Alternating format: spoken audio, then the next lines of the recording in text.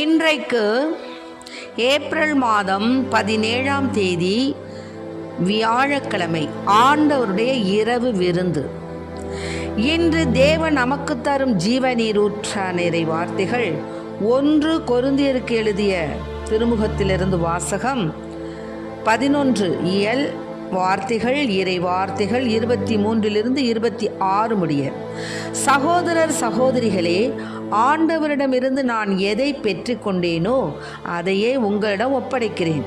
அதாவது ஆண்டவராகிய இயேசு காட்டி கொடுக்கப்பட்ட அந்த இரவில் அப்பத்தை எடுத்து கடவுளுக்கு நன்றி செலுத்தி அதை பிட்டு, இது உங்களுக்கான என் உடல், இதை என் நினைவாக செய்யுங்கள் என்றார். அப்படியே உணவு அருந்திய பின் கிண்ணத்தையும் எடுத்து, இந்த கிண்ணம் என் இரத்தத்தால் நிலைப்படுத்தப்படும் புதிய உடன்படிக்கை, நீங்கள் இதிலிருந்து பருகும் போதெல்லாம் என் நினைவாக இவ்வாறு செய்யுங்கள் என்றார். ஆதலால் நீங்கள் இந்த அப்பத்தை உண்டு கிண்ணத்திலிருந்து பருகும் போதெல்லாம் ஆண்டவருடைய சாவை அவர் வரும் வரை அறிவிக்கிறீர்கள். ஆண்டவரின் அருள்வாக்கு. இறைவா உமக்கு நன்றி. இறைவன் அழைக்கின்றார் இனிய விருந்திற்கு, இறை குலமேயாம் விரைந்து சென்றிடுவோம்.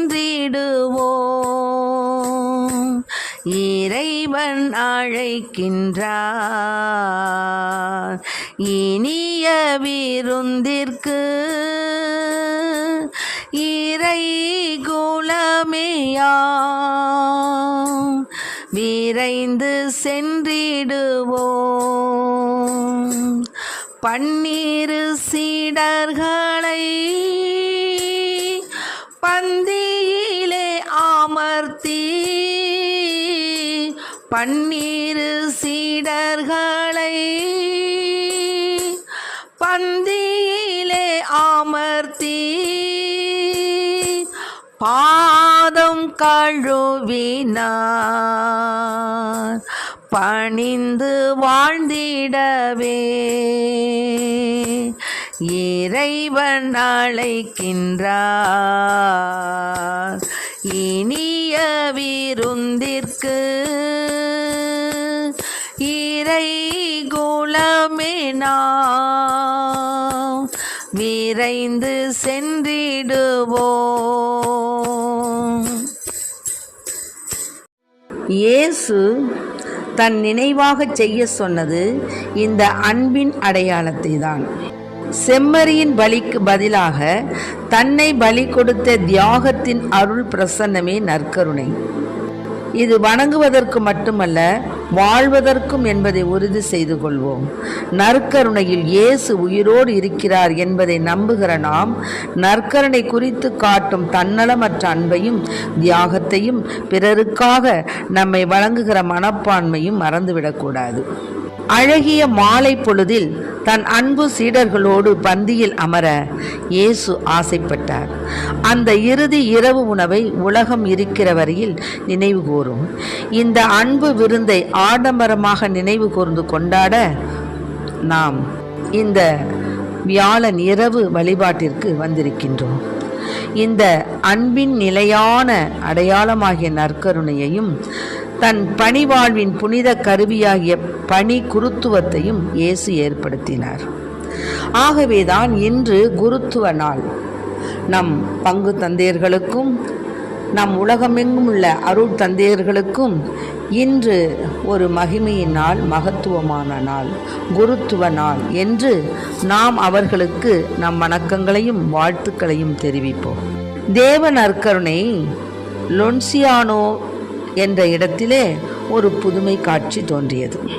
கிறிஸ்துவின் உண்மை சரீரமும் உண்மை இரத்தமும் வெளிப்படையாக தோன்றிய புதுமை காட்சி.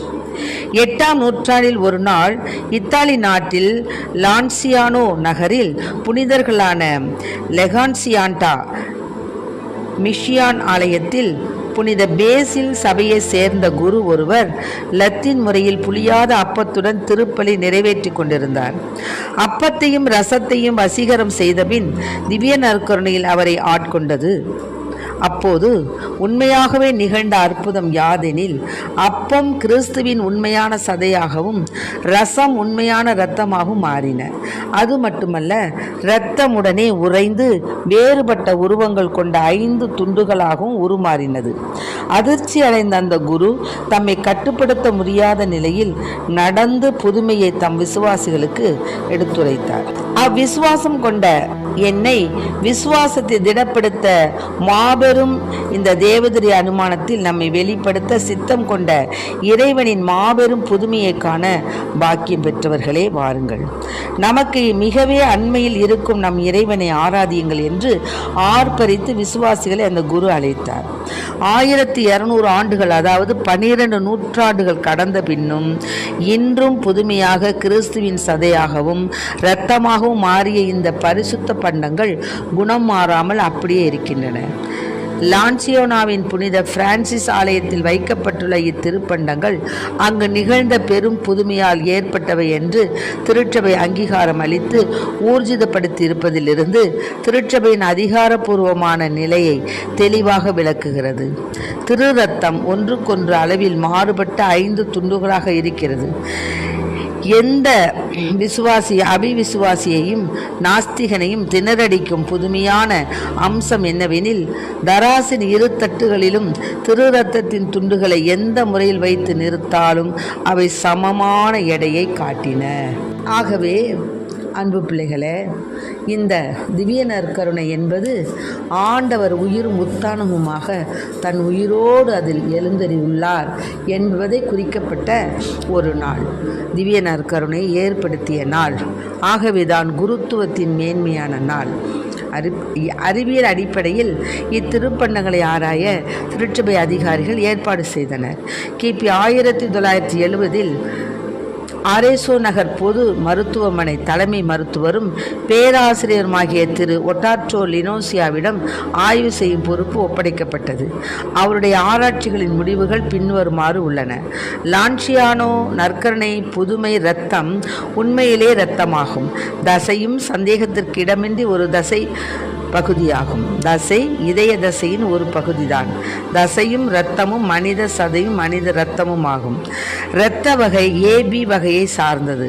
அந்த AB வகை இரத்தத்திலும் தசையிலும் ஒன்றாகவே இருப்பதால் அவை ஒரே மனிதருக்கு சொந்தமானவை. நற்கருணை புதுமை இரத்தத்தில் காணப்படும் புரத சதவிகிதம் சாதாரண மனிதனுடைய புதிய இரத்தத்தின் புரத சதவிகிதத்தோடு ஒத்திருக்கிறது. இரத்தத்தில் chloride, phosphorus, magnesium, potassium, sodium ஆகிய தாது பொருட்கள் அளவில் குறைந்தும் கால்சியம் அளவில் அதிகமாகவும் காணப்படுகின்றன.